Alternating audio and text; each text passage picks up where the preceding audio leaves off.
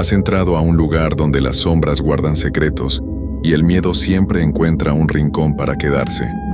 Si te atreves a seguir escuchando, deja tu like y cuéntanos en los comentarios desde dónde nos acompañas, porque el terror viaja más lejos de lo que imaginas. Ahora sí, comencemos. Hay algo que aprendí durante mis años en medicina, algo que nunca nos enseñan en la universidad. Todos crecemos pensando que el mundo funciona de cierta manera, que las cosas tienen explicaciones lógicas, que la ciencia puede resolver cualquier misterio. Yo también lo creía. Era de esos que se reían cuando alguien contaba historias extrañas, de esos que pensaban que todo tenía una respuesta racional. Pero hay momentos en la vida donde todo lo que creías saber se desmorona, donde tu mente, entrenada para encontrar diagnósticos y soluciones, simplemente no puede procesar lo que está viendo. Y lo peor no es tener miedo. Lo peor es darte cuenta de que el miedo es lo único sensato que puedes sentir. Mi nombre es Roberto Jiménez Valdés. Soy médico general y trabajo en el Hospital Regional de Toluca, en el Estado de México. Llevo 8 años ejerciendo, y pensé que ya lo había visto todo. Pensé que después de tantas guardias nocturnas, tantos casos difíciles, tantas emergencias, nada podría sorprenderme. Me equivoqué. Lo que voy a contar sucedió hace 3 meses, durante una guardia de noche en el área de emergencias. Era un jueves. Lo recuerdo perfectamente porque ese día había llegado temprano para revisar algunos pendientes antes de que comenzara mi turno. El hospital estaba inusualmente tranquilo para ser jueves. Normalmente los fines de semana son los días más pesados, pero ese jueves había algo en el ambiente, algo que no podía identificar pero que me ponía nervioso. La guardia comenzó a las 8 de la noche. Mi compañera, la doctora Miriam, se fue a las 8:15 después de pasarme los casos que quedaban pendientes. No eran muchos. Un señor con dolor abdominal que estaba en observación. Una señora con presión alta que esperaba que la pasaran a recoger sus familiares. Y un joven con una fractura en el brazo que ya había sido atendido y estaba esperando su alta. Para las 9 de la noche todos se habían ido.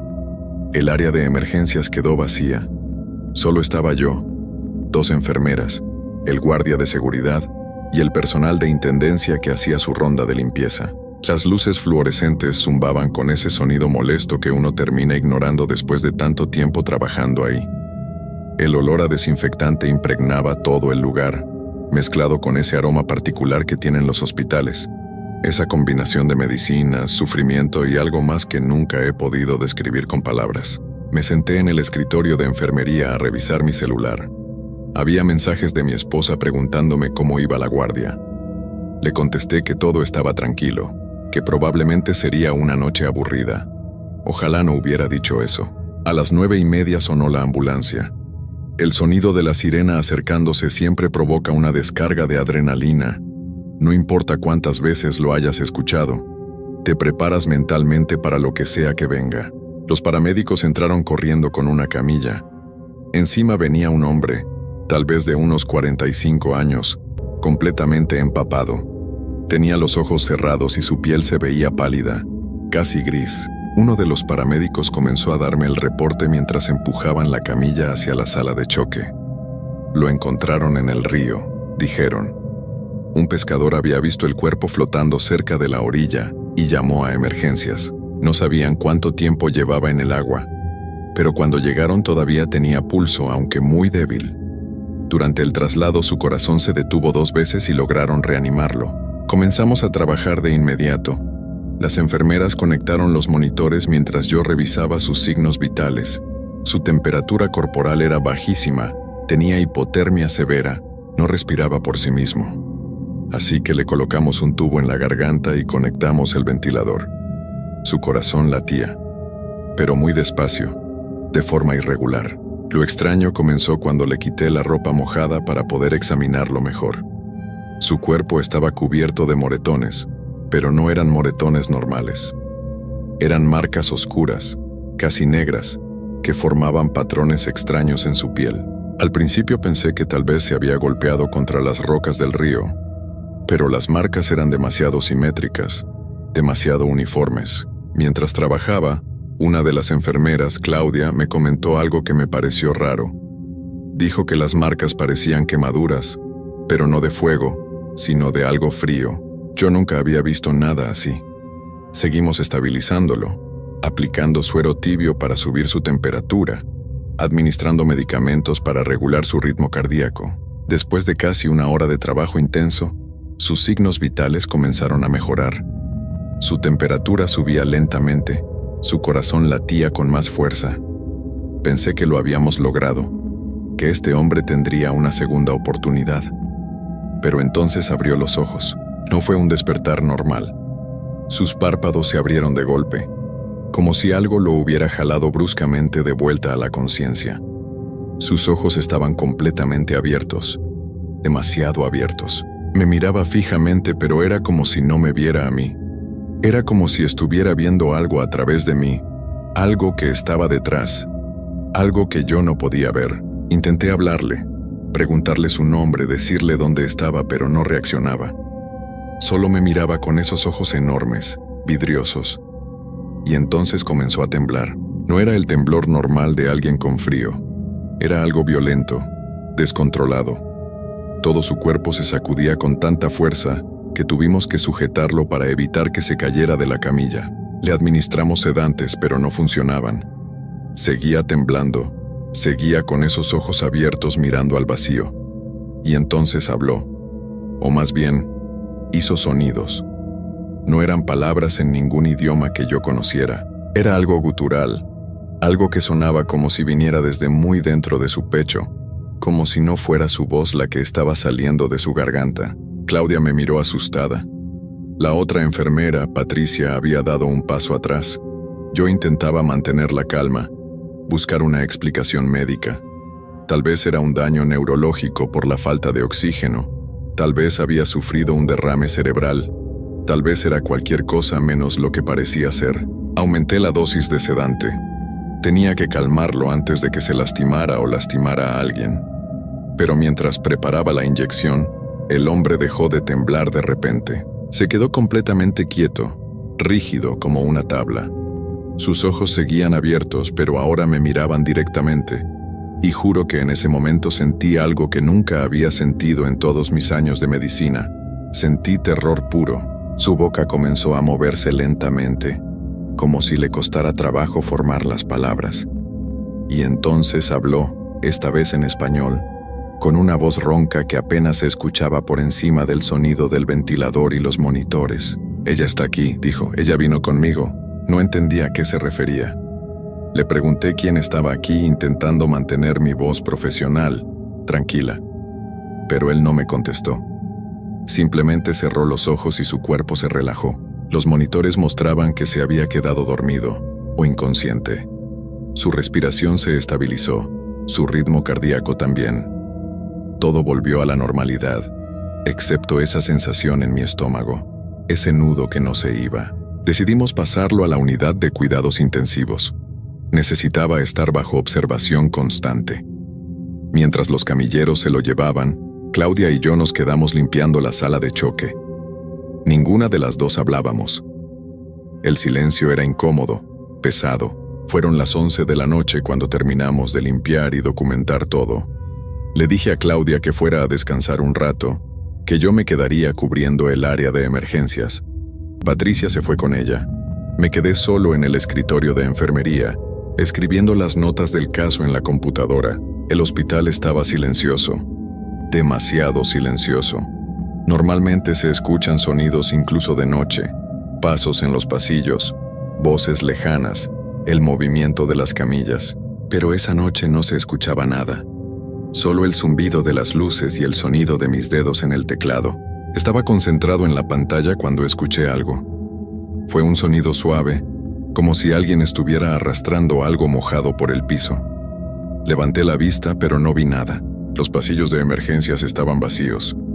Las puertas de las salas de exploración cerradas. Pensé que tal vez era personal de intendencia limpiando en algún lado. Así que volví a concentrarme en la computadora. Pero el sonido no se detenía. Cada vez se escuchaba más cerca. Un arrastre lento, constante, acompañado de un goteo. Como si alguien empapado estuviera caminando, dejando un rastro de agua detrás. Me levanté de la silla y caminé hacia el pasillo. Las luces fluorescentes parpadeaban, algo que nunca había visto antes. El pasillo se veía más largo de lo normal, como si las paredes se hubieran estirado. Al final del pasillo, donde está la puerta que da al estacionamiento, había algo en el piso. Un charco de agua. Me acerqué despacio. Mi corazón latía rápido, pero intentaba convencerme de que era solo agua, tal vez de una gotera, tal vez alguien había derramado algo. Pero cuando llegué al charco, vi que formaba un rastro. El agua venía desde la puerta y se dirigía hacia el interior del hospital, hacia las salas de exploración. Seguí el rastro con la mirada. Las gotas de agua brillaban bajo las luces que parpadeaban. Conducían directamente a la sala 3, la misma sala donde habíamos atendido al hombre del río. La puerta estaba entreabierta, aunque yo recordaba haberla cerrado después de limpiar. Me acerqué a la puerta y la empujé lentamente. La sala estaba oscura. Las luces no funcionaban. Busqué el interruptor en la pared y lo presioné varias veces, pero nada pasó. Saqué mi celular y encendí la linterna. La sala estaba vacía, tal como la habíamos dejado. La camilla estaba en su lugar, limpia. Los gabinetes cerrados, pero en el piso había más agua, mucha más agua. Formaba un charco grande en el centro de la sala, y en ese charco se reflejaba la luz de mi celular de una manera extraña, como si el agua fuera más profunda de lo que debería ser. Estaba a punto de salir cuando escuché la voz. Era la misma voz ronca del hombre, pero venía de dentro de la sala, desde algún lugar que no podía ver. «Doctor», susurró la voz. «Ella quiere conocerlo». Me di la vuelta rápidamente, iluminando toda la sala con mi celular. No había nadie. Estaba completamente solo. Pero el agua en el piso comenzó a moverse, a ondularse, como si algo debajo de ella estuviera tratando de salir. Salí de la sala tan rápido como pude y cerré la puerta de golpe. Mi respiración era agitada, mis manos temblaban. Esto no podía estar pasando. Tenía que haber una explicación. Tal vez era el cansancio, tal vez había trabajado demasiadas horas seguidas y mi mente me estaba jugando una mala pasada. Regresé al escritorio de enfermería y me senté, intentando calmarme. Llamé al guardia de seguridad por el radio y le pedí que viniera a emergencias. Necesitaba que alguien más estuviera aquí conmigo, alguien que pudiera confirmar que no me estaba volviendo loco. El guardia llegó 5 minutos después. Se llamaba Don Fermín, un señor mayor que llevaba años trabajando en el hospital. Le expliqué que había escuchado ruidos extraños y que quería que revisáramos las instalaciones juntos. Él asintió sin hacer preguntas. Comenzamos a revisar sala por sala. Todas estaban vacías, todas normales. Cuando llegamos a la sala 3, la puerta seguía cerrada como la había dejado. Don Fermín la abrió y encendió las luces. Esta vez sí funcionaron. La sala estaba completamente seca. No había ni rastro del agua que yo había visto minutos antes. El piso brillaba, limpio. Don Fermín me miró con cara de confusión y yo no supe qué decir. Me sentí ridículo, como un niño asustado por su propia sombra. Le dije que tal vez me había equivocado de sala, que probablemente no era nada importante. Él se encogió de hombros y me dijo que lo llamara si necesitaba algo más. Se fue y yo me quedé parado en la puerta de la sala 3, mirando ese piso seco. Tratando de entender qué había pasado, decidí llamar a cuidados intensivos para preguntar por el hombre del río. La enfermera de turno me contestó que estaba estable, dormido, sin cambios en sus signos vitales. Le pedí que me avisara si pasaba cualquier cosa y colgué. Eran casi las 12 de la noche. Todavía faltaban 8 horas para que terminara mi guardia. Me preparé un café en la pequeña cocina del área de enfermería. Necesitaba algo para mantenerme despierto y alerta. Mientras esperaba que el agua hirviera, escuché que alguien tocaba la puerta principal de emergencias. Me asomé y vi a una mujer parada del otro lado del vidrio. Vestía ropa oscura que parecía estar mojada. Su cabello largo y negro le cubría parte del rostro. Tocaba el vidrio suavemente con los nudillos, una y otra vez, con un ritmo constante que me puso nervioso. Me acerqué a la puerta pero no la abrí. Le pregunté a través del vidrio si necesitaba ayuda, si tenía alguna emergencia. Ella no contestó. Simplemente siguió tocando, con ese mismo ritmo lento y constante. Toc, toc, toc. Intenté ver su rostro, pero el cabello se lo cubría casi todo. Solo podía ver su boca, que estaba ligeramente abierta, como si estuviera respirando con dificultad. Sus labios se veían azules, del color que tienen las personas con hipotermia severa. Le volví a preguntar qué necesitaba, si se sentía mal. Esta vez levantó la cabeza lentamente y apartó el cabello de su cara con una mano. Lo que vi me hizo retroceder un paso. Sus ojos eran completamente blancos. No tenían pupilas, no tenían iris, solo ese blanco lechoso que brillaba bajo las luces del exterior. Su piel estaba pálida, con un tono grisáceo, y tenía las mismas marcas oscuras que el hombre del río, esas líneas negras que parecían quemaduras frías. «Doctor Jiménez», dijo con una voz que sonaba como si tuviera agua en los pulmones. «Necesito entrar». Sentí que mis piernas dejaban de responderme. ¿Cómo sabía mi nombre? Yo no llevaba mi gafete visible. No había forma de que ella supiera quién era. Di otro paso hacia atrás, alejándome de la puerta. Pero ella seguía ahí, mirándome con esos ojos blancos, con esa boca entreabierta de labios azules. «Déjeme entrar», repitió. «Él me está esperando», negué con la cabeza. No podía abrir esa puerta. Cada instinto en mi cuerpo me gritaba que no lo hiciera. Busqué mi radio para llamar a seguridad, pero cuando bajé la mirada solo un segundo, cuando volví a mirar hacia la puerta, ella ya no estaba. El espacio donde había estado parada ahora estaba vacío. Solo quedaba un charco de agua en el piso, del otro lado del vidrio. Corrí hacia el teléfono del escritorio y llamé a seguridad. Don Fermín contestó y le dije que necesitaba que viniera inmediatamente, que había una mujer afuera que se veía muy mal, que tal vez necesitaba ayuda médica. Él me dijo que iba para allá. Mientras esperaba, mantuve mi vista fija en la puerta principal. El charco de agua seguía ahí, pero ahora era más grande, como si estuviera creciendo. Se extendía lentamente hacia los lados, deslizándose bajo la puerta, comenzando a entrar al área de emergencias. Don Fermín llegó corriendo. Le señalé la puerta y le dije que la mujer había estado ahí hace unos momentos. Él salió a revisar, caminó por todo el estacionamiento, revisó detrás de las ambulancias, pero no encontró a nadie. Regresó negando con la cabeza. «No hay nadie, doctor». «¿Está seguro de que vio a alguien?» Yo sabía lo que había visto, pero ya no sabía qué decir. Le mostré el charco de agua que ahora entraba bajo la puerta, pero él solo dijo que probablemente era de la lluvia. No estaba lloviendo. No había llovido en toda la semana. Don Fermín me miró preocupado y me preguntó si me sentía bien. Le dije que sí, que solo estaba cansado, que probablemente necesitaba tomar un descanso. Él asintió y se ofreció a quedarse cerca por si necesitaba algo. Le agradecí y se fue. Me senté de nuevo en el escritorio, pero ya no podía concentrarme. El café que había preparado se enfriaba en la taza sin que lo tocara. Revisé mi celular. Eran las 12:30 de la madrugada. La noche apenas iba por la mitad. El teléfono del escritorio sonó. Era cuidados intensivos otra vez. Contesté esperando malas noticias sobre el hombre del río, pero la voz de la enfermera sonaba normal, tranquila. «Doctor Jiménez», el paciente despertó. «Está consciente y está pidiendo hablar con usted, dice que es urgente». Le dije que subía en un momento. Llamé a Claudia para que cubriera emergencias mientras yo no estaba, y subí al segundo piso donde está la unidad de cuidados intensivos. El pasillo estaba mejor iluminado que emergencias. Había más personal trabajando. Me sentí un poco más seguro rodeado de gente. Entré a la habitación del hombre. Estaba sentado en la cama ya sin el ventilador. Respiraba por sí mismo, aunque con dificultad. Cuando me vio entrar, sus ojos se llenaron de lágrimas. «Doctor, tengo que contarle algo», dijo con voz quebrada.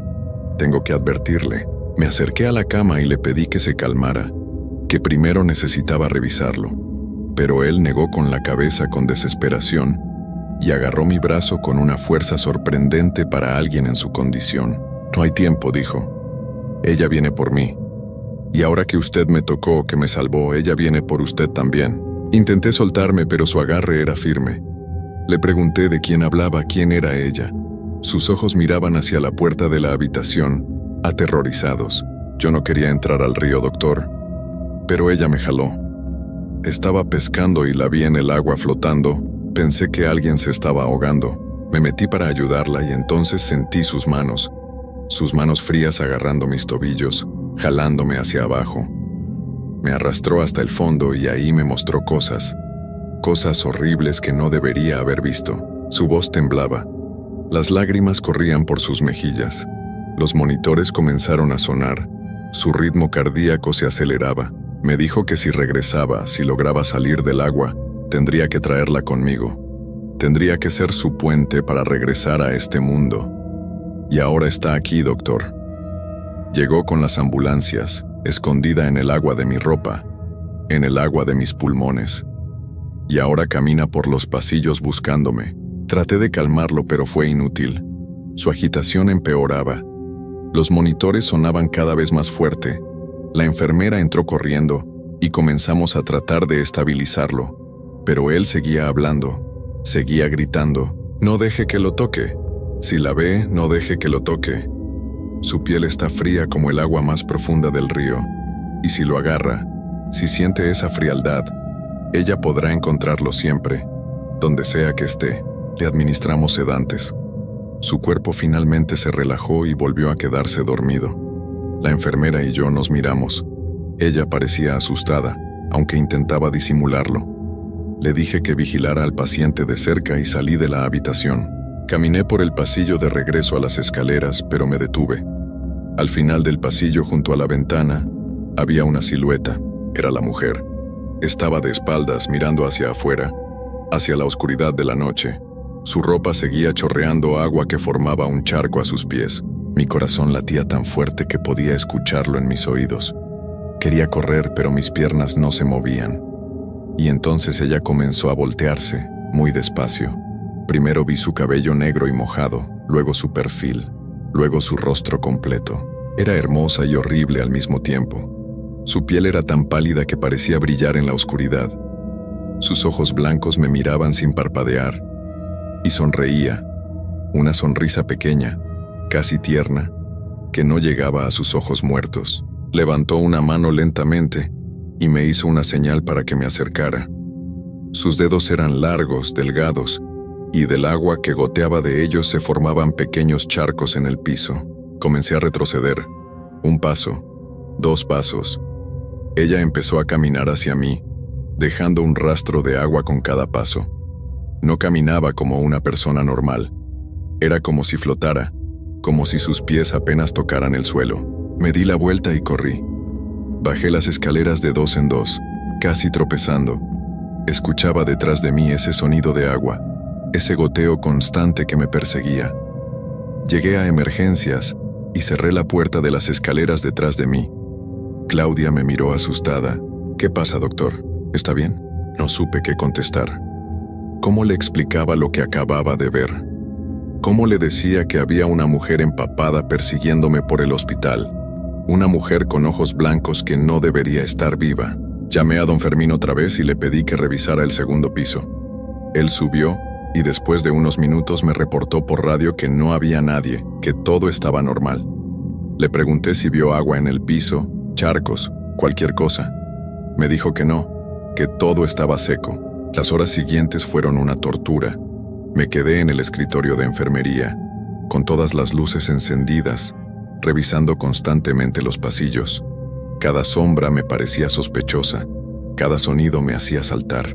Claudia me preguntó varias veces si me sentía bien, si quería que llamara a alguien para que me reemplazara, pero le dije que no. A las 3 de la mañana llegó una emergencia real. Un hombre con un infarto. Tuve que concentrarme, hacer mi trabajo, olvidarme por un momento del miedo que me carcomía por dentro. Logramos estabilizarlo y lo subimos a cuidados intensivos.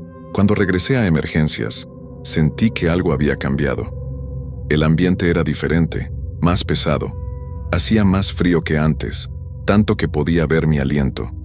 Claudia también lo notó y comentó que tal vez el aire acondicionado estaba fallando. Pero yo sabía que no era el aire acondicionado, era ella. Estaba cerca. Podía sentirla. Revisé mi celular.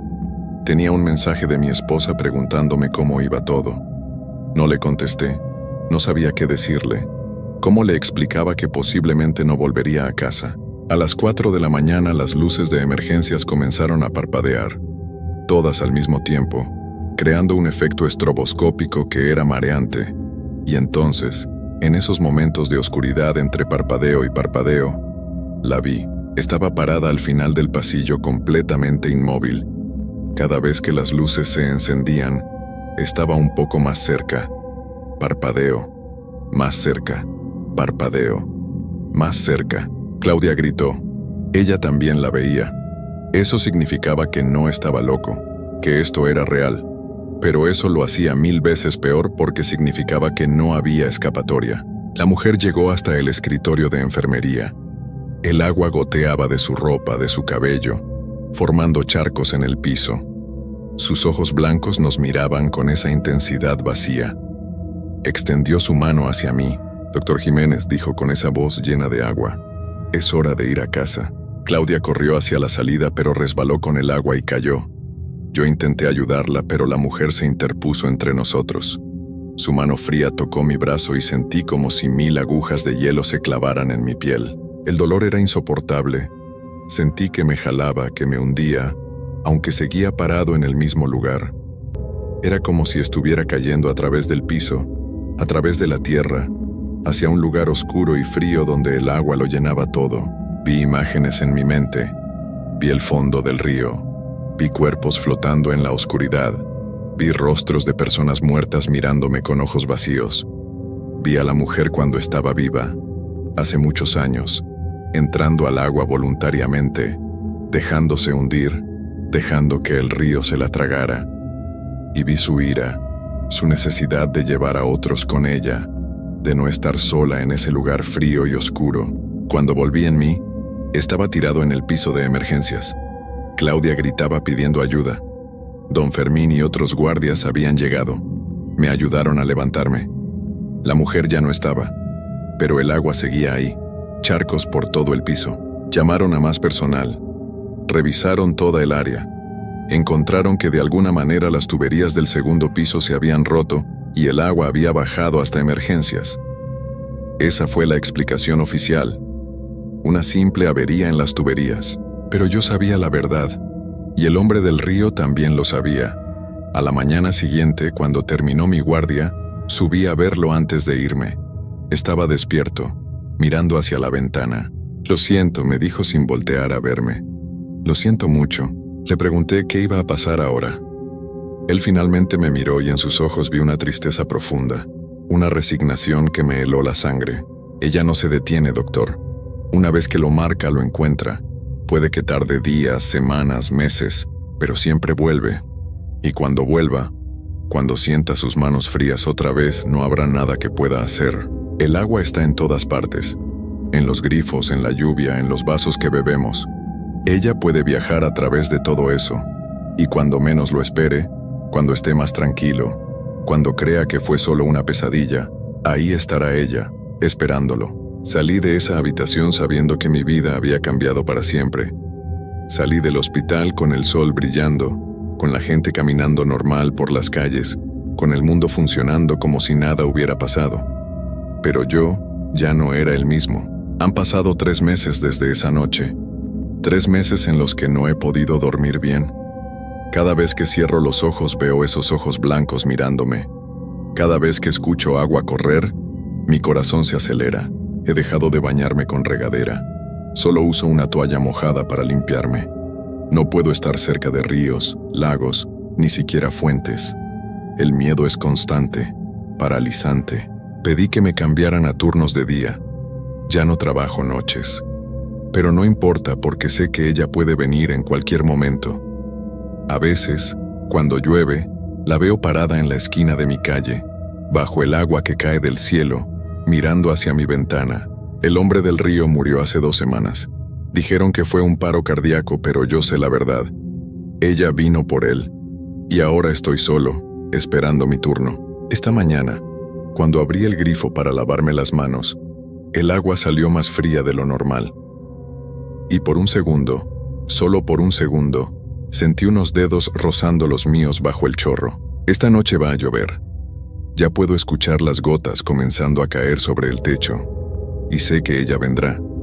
Sé que cuando el agua golpee mi ventana, cuando forme charcos en las calles, ella caminará a través de ellos hasta llegar a mi puerta. No hay escapatoria. No hay forma de detenerla. El agua está en todas partes y ella es el agua. Escribo esto como advertencia, como testimonio de lo que viví. Si algún día encuentran a alguien en el río, si logran salvarlo pero tiene esas marcas negras en la piel, no lo toquen. Dejen que el río se lo lleve de vuelta, porque si lo salvan, si lo traen de regreso, traerán algo más con él.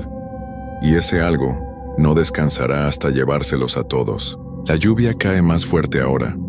Puedo escuchar el agua acumulándose afuera, y en medio del sonido de la tormenta, escucho otro sonido. Ese sonido que conozco también, el arrastre de algo mojado, el goteo constante. Ella está aquí, ya llegó, y ya no hay nada que pueda hacer más que esperar, mientras el agua comienza a filtrarse bajo mi puerta, mientras se forman charcos en el piso de mi habitación, mientras veo su silueta oscura materializándose en la esquina, con esos ojos blancos brillando en la oscuridad. El doctor Roberto Jiménez Valdés dejó de escribir en este punto. Su cuerpo fue encontrado 3 días después en su departamento. La causa oficial de muerte fue ahogamiento, aunque no había suficiente agua en el lugar para explicar cómo pudo suceder. Su computadora estaba abierta con este documento en la pantalla. Lo extraño es que su cuerpo tenía las mismas marcas negras que el hombre del río, y estaba completamente empapado, aunque todas las ventanas estaban cerradas y no había señales de inundación en el edificio. Algunos vecinos reportaron haber visto a una mujer de cabello largo y ropa oscura saliendo del edificio esa noche, dejando un rastro de agua a su paso. Pero cuando la policía revisó las cámaras de seguridad, no había nadie, solo agua. Charcos de agua que aparecían de la nada y desaparecían sin dejar rastro.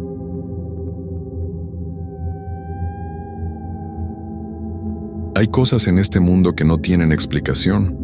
Cosas que uno prefiere olvidar pero que se quedan grabadas en la memoria como una marca que nunca se borra. Durante años manejé mi tráiler por las carreteras de este país, siempre pensando que lo más peligroso eran los accidentes o los robos. Pero hay algo peor que eso. Algo que no se puede ver venir. Algo que desafía toda lógica y que te hace cuestionar si realmente estamos solos en esos caminos oscuros y solitarios. Esta es mi historia. Y aunque me costó mucho decidirme a contarla, siento que es momento de sacarla de mi pecho, porque hay noches en las que todavía despierto empapado en sudor, sintiendo que algo me observa desde la oscuridad. Me llamo Roberto Méndez García y soy de Monterrey, Nuevo León. Tengo 42 años y llevo más de 20 dedicándome al transporte de carga pesada. He recorrido prácticamente todas las carreteras del país, desde las del norte hasta las del sur, pasando por caminos principales y brechas que apenas aparecen en los mapas. Mi trabajo siempre ha sido nocturno, porque es cuando hay menos tráfico y puedo hacer mejor tiempo. Además, con el calor que hace durante el día en muchas regiones, es mejor manejar de noche cuando la temperatura baja y el motor no sufre tanto. Nunca fui de los que creen en cosas raras. Mi papá siempre me enseñó a ser práctico, a confiar en lo que puedo ver y tocar. Cuando mis compañeros traileros me contaban historias de aparecidos en la carretera o de luces extrañas, yo me reía y les decía que eran puras invenciones para pasar el rato. Para mí, lo único real era el asfalto bajo mis llantas, la carga en mi remolque y las horas que tenía que cumplir para llegar a tiempo a mi destino. Todo cambió hace 3 años, en un viaje que debió ser como cualquier otro, pero que se convirtió en la peor experiencia de mi vida. Todavía recuerdo perfectamente cada detalle de esa noche, como si hubiera pasado ayer. A veces quisiera poder borrar esos recuerdos, pero están ahí, clavados en mi mente, recordándome que hay cosas que van más allá de lo que podemos entender. Era mediados de octubre, y tenía que llevar una carga de electrodomésticos desde Monterrey hasta Oaxaca. Era un viaje largo, de aproximadamente 18 horas si todo salía bien, pero yo estaba acostumbrado. Mi tráiler era un Kenworth del 2010, un poco viejo pero muy confiable. Lo conocía como la palma de mi mano.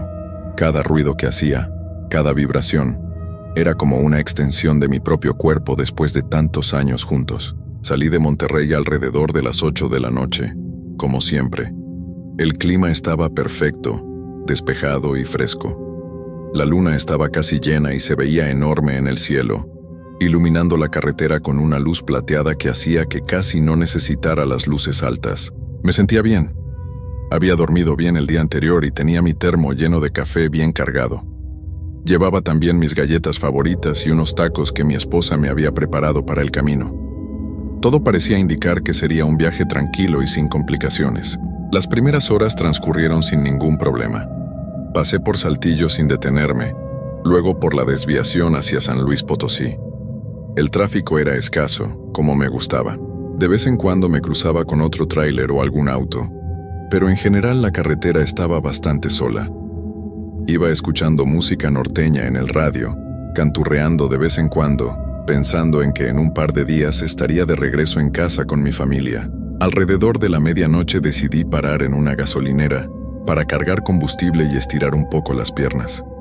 Era una estación de servicio grande, de esas que tienen tienda y restaurante abierto las 24 horas.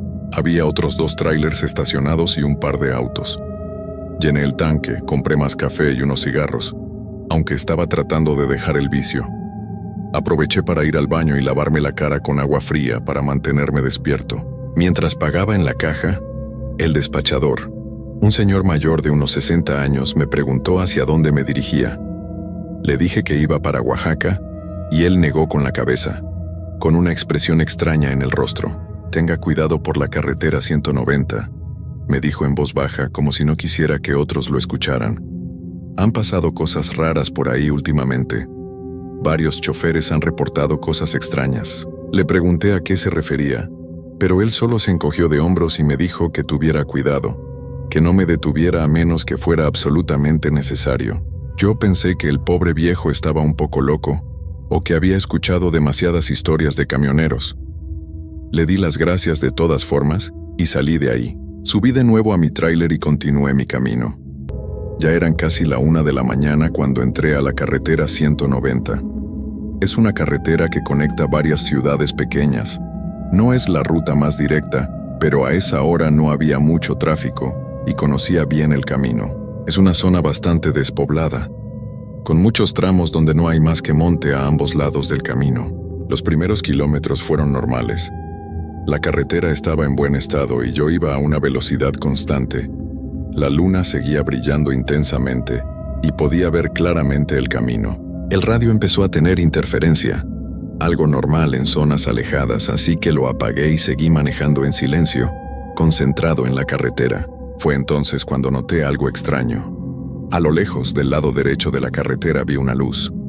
Al principio pensé que era una casa o quizás otra gasolinera, pero conforme me acercaba, me di cuenta de que la luz se movía. Se balanceaba de un lado a otro, como si alguien estuviera caminando con una linterna. Eso me pareció raro porque no había ninguna razón para que alguien estuviera caminando por ahí a esa hora de la madrugada, en medio de la nada. Reduje un poco la velocidad por precaución, y conforme me acercaba pude distinguir mejor lo que era. Era efectivamente una persona, parada al lado de la carretera, sosteniendo lo que parecía ser una lámpara de mano. La figura estaba completamente inmóvil mirando hacia mi dirección. Sentí un escalofrío recorrer mi espalda, pero me dije a mí mismo que probablemente era alguien que necesitaba ayuda, tal vez alguien cuyo vehículo se había descompuesto. Conforme me acercaba más, pude ver con mayor claridad a la persona. Era una mujer vestida con lo que parecía ser un vestido blanco largo. Tenía el cabello suelto y largo, y sostenía esa luz en su mano derecha. Lo extraño era que no se movía para nada, ni siquiera hacía señas para que me detuviera. Solo estaba ahí parada, completamente quieta, mirando directamente hacia mi tráiler. Algo dentro de mí me decía que no me detuviera, que siguiera de largo, pero al mismo tiempo pensaba que tal vez era alguien que realmente necesitaba ayuda. He visto demasiadas noticias de gente que ha sufrido accidentes, o que ha sido asaltada y dejada abandonada en la carretera. Mi conciencia no me dejaba simplemente pasar de largo, sin al menos verificar que todo estuviera bien. Cuando estaba a unos 50 metros de distancia, encendí las luces altas para ver mejor. Fue en ese momento cuando noté algo que me heló la sangre. La mujer no tenía sombra. La luz de la luna era tan intensa que todo proyectaba una sombra clara en el pavimento, pero ella no. Era como si la luz pasara a través de ella, en lugar de ser bloqueada por su cuerpo. Pisé el acelerador instintivamente, sintiendo cómo el corazón me latía con fuerza en el pecho. Al pasar junto a ella, giré la cabeza para mirarla por el espejo lateral. Lo que vi me dejó sin aliento. La mujer había volteado completamente la cabeza en mi dirección, pero su cuerpo seguía mirando hacia el frente. Su cuello estaba girado en un ángulo imposible, antinatural, y sus ojos brillaban con una luz verde pálida que no era de este mundo. Apreté el volante con tanta fuerza que mis nudillos se pusieron blancos.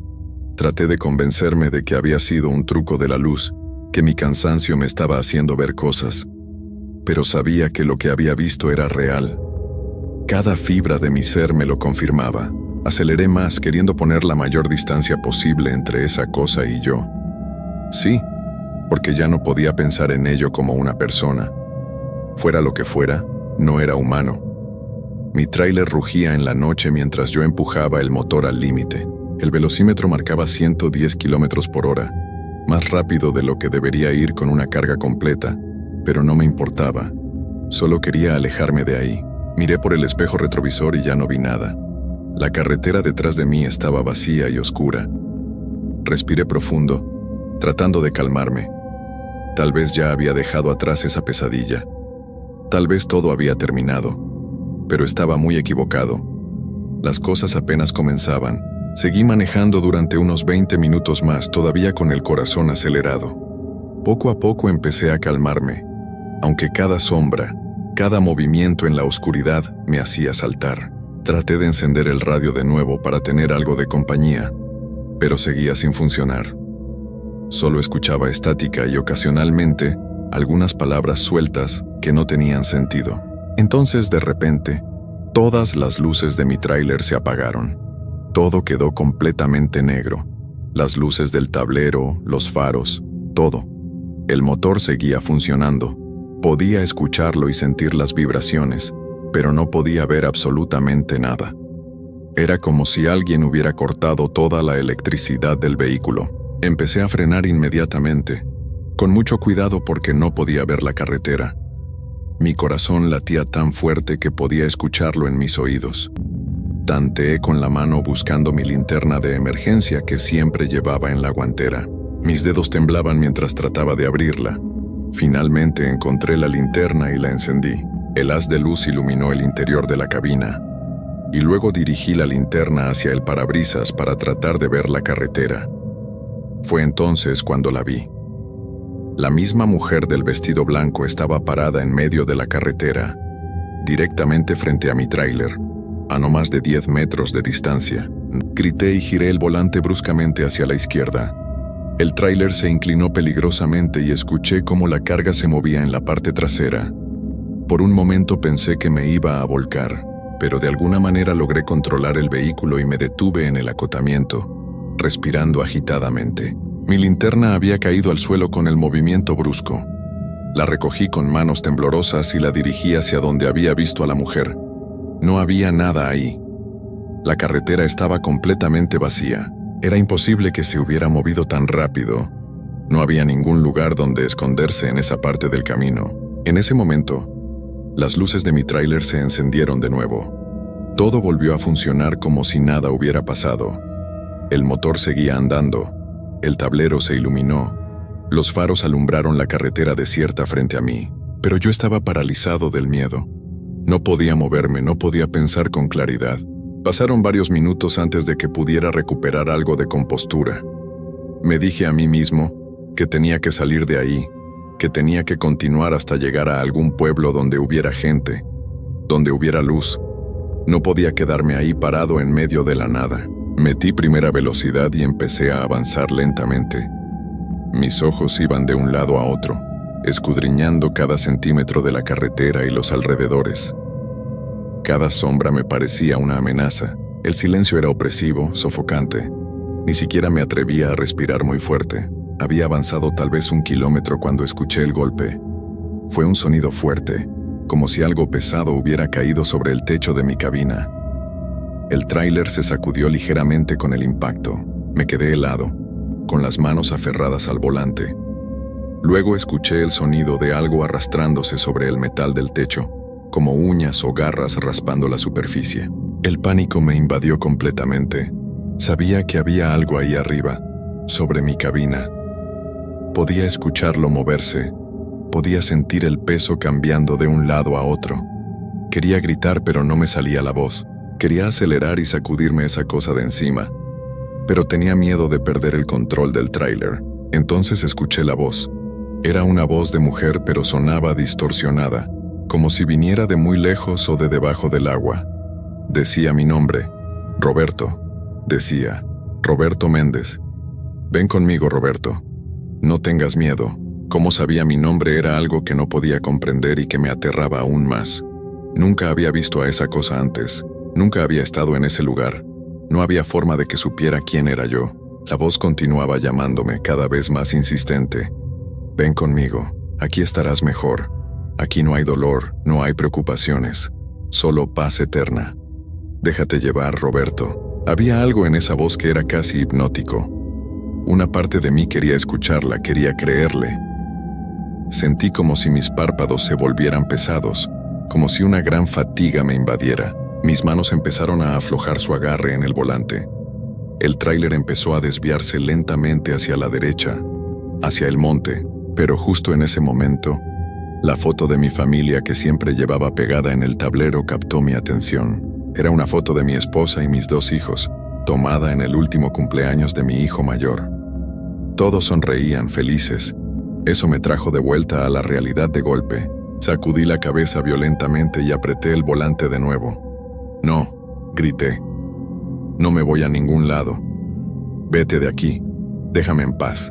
El sonido de las garras sobre el techo se volvió más frenético, más violento. Escuché un aullido que no parecía humano, un sonido que hizo que se me erizara cada vello del cuerpo. El tráiler empezó a sacudirse como si algo estuviera tratando de voltearlo. Pisé el acelerador a fondo. El motor rugió y el tráiler aceleró bruscamente. Los golpes en el techo continuaban, cada vez más fuertes. Podía ver a través del parabrisas cómo se formaban abolladuras en el metal desde adentro, como si algo estuviera tratando de atravesarlo. Seguí acelerando, sin importarme ya nada más que escapar. La carretera pasaba volando bajo mis llantas. 120, 130 kilómetros por hora. Sabía que era una locura, que podía perder el control en cualquier momento, pero no me importaba. Tenía que sacudirme esa cosa de encima. Entonces, tan repentinamente como había comenzado, todo se detuvo. Los golpes cesaron. El peso sobre el techo desapareció. El silencio regresó. Pero era un silencio aún más aterrador porque no sabía si esa cosa se había ido realmente o si solo estaba esperando el momento adecuado para atacar de nuevo. Mantuve la velocidad alta durante varios kilómetros más, sin atreverme a reducir ni por un segundo. Mis manos temblaban tanto que apenas podía mantener el volante firme.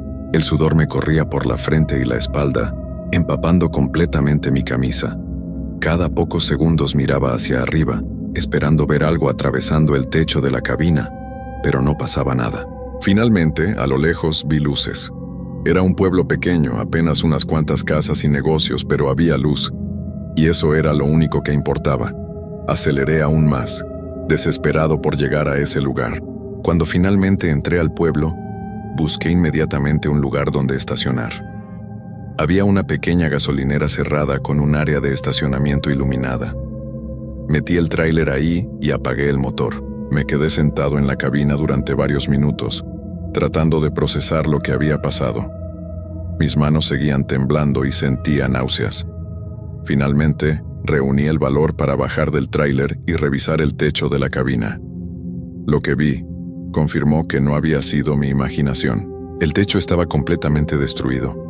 Había marcas profundas en el metal, como si garras enormes lo hubieran arañado una y otra vez. Había abolladuras por todas partes, algunas tan profundas que casi atravesaban el metal. No había forma de que eso hubiera sido causado por ramas de árboles o cualquier otra explicación normal. Algo había estado ahí arriba, algo real y físico. Saqué mi teléfono con manos temblorosas y tomé fotos del daño. Necesitaba evidencia de lo que había pasado. Necesitaba algo que me dijera que no me estaba volviendo loco. Las fotos mostraban claramente las marcas, pero incluso viéndolas en la pantalla de mi teléfono, me costaba creer lo que había vivido. Decidí quedarme ahí el resto de la noche. No había forma de que continuara manejando en la oscuridad después de lo que había pasado. Me encerré en la cabina, aseguré todas las puertas y me quedé sentado con la linterna en la mano, esperando a que amaneciera. Cada ruido me hacía saltar. El viento moviendo las hojas, un perro ladrando a lo lejos, todo me ponía los nervios de punta. Las horas pasaron con una lentitud torturante. Intenté llamar a mi esposa, pero no había señal en ese pueblo. Tampoco funcionaba el internet. Estaba completamente aislado, solo con mis pensamientos y mis miedos. Me quedé mirando esa foto de mi familia, aferrándome a ella como si fuera un salvavidas. Cuando finalmente empezó a amanecer, sentí un alivio indescriptible. La luz del sol nunca me había parecido tan hermosa, tan reconfortante. Salí de la cabina y volví a revisar el techo. Las marcas seguían ahí tan reales como la noche anterior. No había sido una pesadilla. Todo había sido real. Esperé hasta que la gasolinera abrió, alrededor de las 7 de la mañana. El encargado, un hombre de mediana edad, se sorprendió al verme ahí. Le pregunté si podía usar su teléfono para llamar a mi esposa, y él accedió. Cuando finalmente pude hablar con ella, me eché a llorar. No podía contenerme.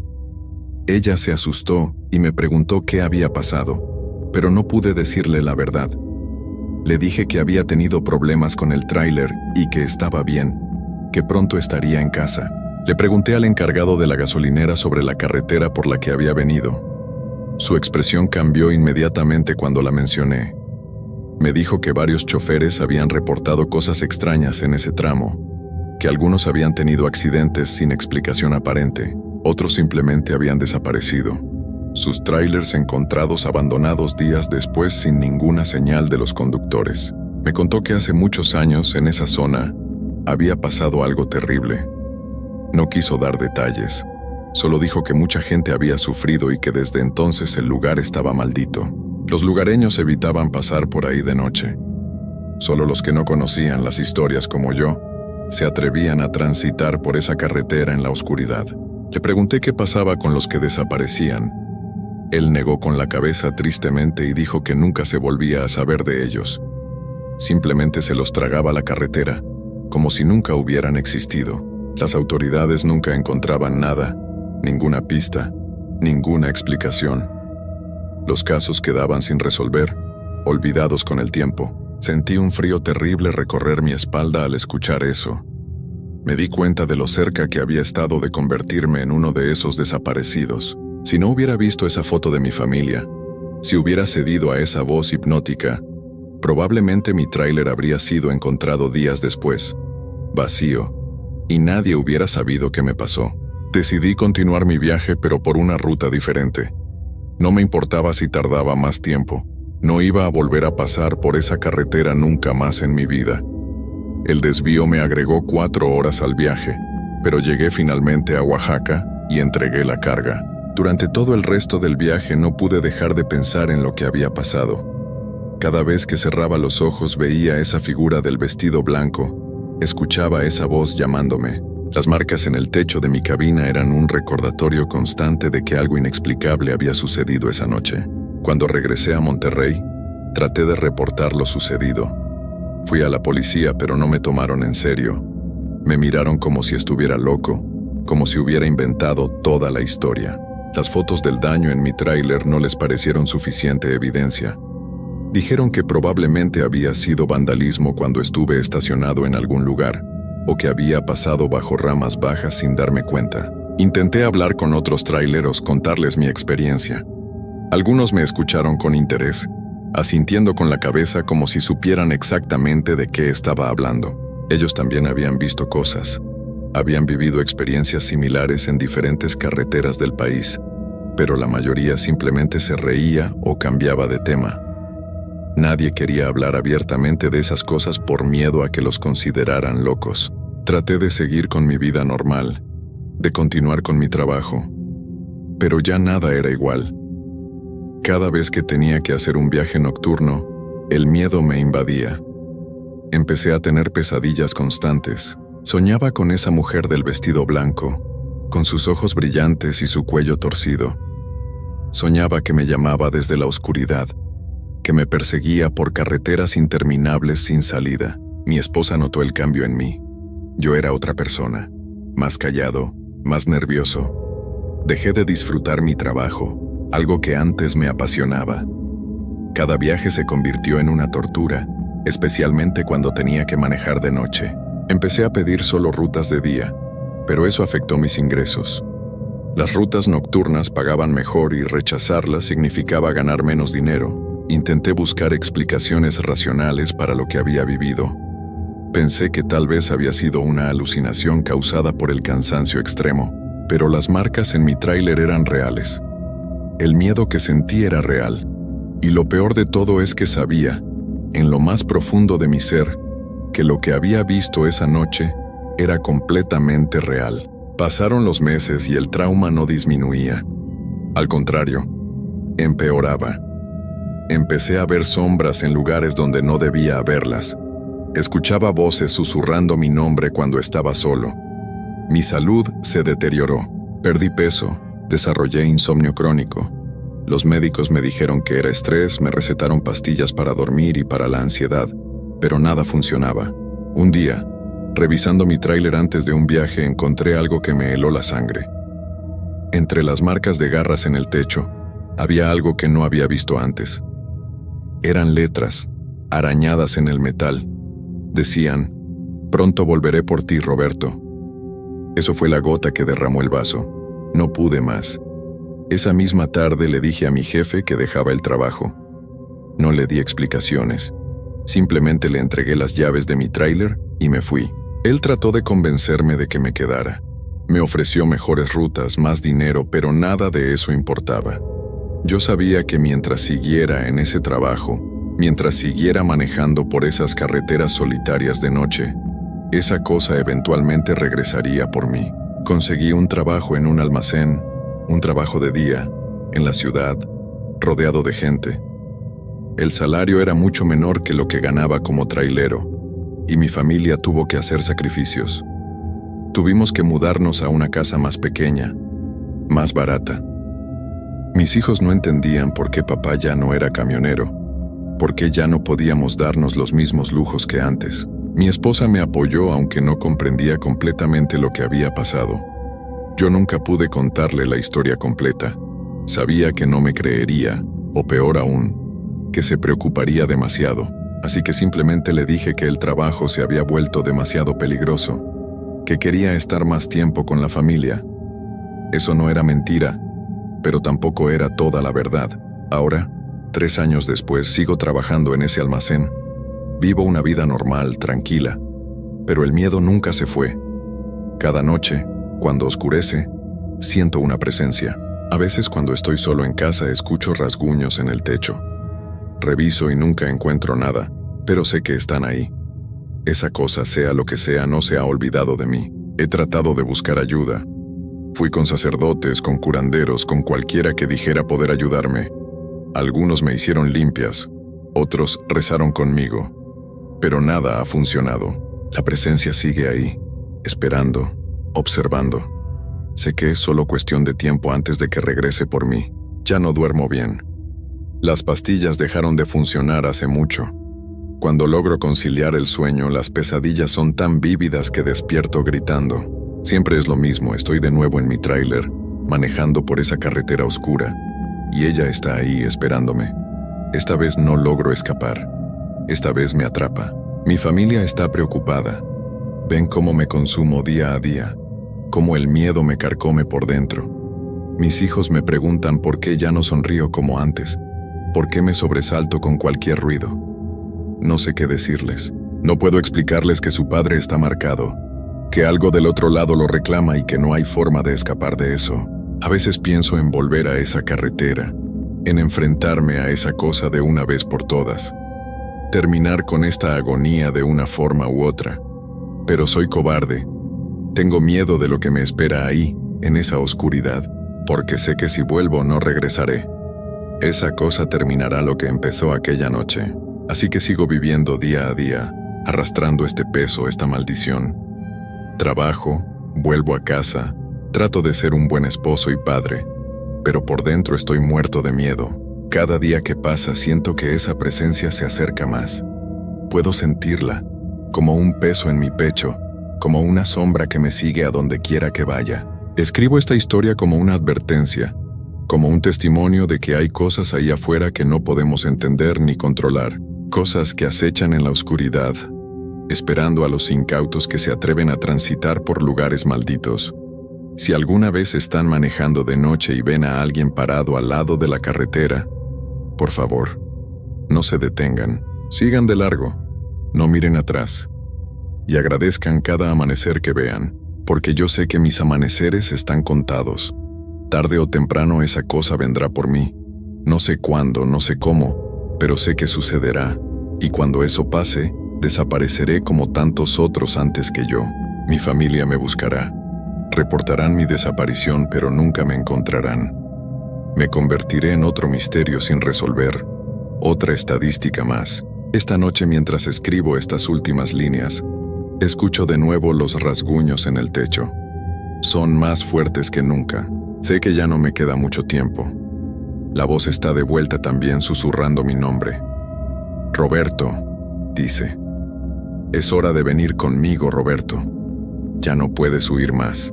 Miro la foto de mi familia sobre mi escritorio y las lágrimas corren por mis mejillas. Quisiera poder despedirme apropiadamente, decirles cuánto los amo, cuánto lamento haberlos fallado, pero no puedo explicarles lo que está a punto de pasar. No lo entenderían. Las luces de la casa empiezan a parpadear. Siento un frío intenso, antinatural. Puedo ver mi aliento condensándose en el aire a pesar de que estamos en pleno verano. Los rasguños en el techo se vuelven ensordecedores. Algo está tratando de entrar. Ya no hay escapatoria. Después de 3 años huyendo, escondiéndome, viviendo con miedo constante, finalmente me ha alcanzado. Y ahora entiendo que nunca hubo esperanza. Desde aquella noche en la carretera, mi destino estaba sellado. Era solo cuestión de tiempo. Si alguien encuentra esta historia, por favor compártanla. Que otros sepan que hay cosas en este mundo que van más allá de nuestra comprensión. Que sepan que algunos caminos es mejor no recorrerlos. Que algunas carreteras están malditas por razones que nunca sabremos. Y si algún día escuchan de un trailero llamado Roberto Méndez García, que desapareció sin dejar rastro, sabrán qué fue lo que realmente pasó. Sabrán que no fue un accidente, ni un secuestro, ni nada que tenga una explicación lógica. La puerta de mi habitación comienza a abrirse lentamente.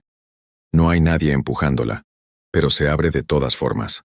Del otro lado solo hay oscuridad, una oscuridad más profunda que la noche, y en esa oscuridad veo 2 ojos brillando con esa luz verde pálida que he visto en mis pesadillas durante 3 años. Ella está aquí, ha venido por mí. No hay nada más que pueda hacer. No hay más lugares donde esconderme, no hay más tiempo. Perdóname, familia mía. Perdónenme por no haber sido más fuerte, por no haber podido protegerme de esto. Adiós.